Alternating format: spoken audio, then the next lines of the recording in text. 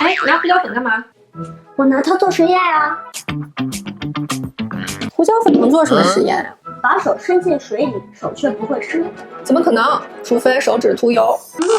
不涂油，手指得是干净的。那就让我们开始实验吧。首先，在水杯里面倒满水，等水面静止，再往里面撒入一些胡椒粉。现在把手指伸进水里。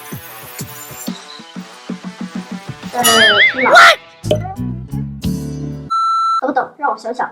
胡椒粉可以增加水的表面张力，使水分子牢牢粘在一起，施加足够大的压力，才能冲破水膜。肯定是刚才胡椒粉太少了，一压水膜就破了。现在只需要铺满胡椒粉，使水面张力足够大，手伸进水里也不会。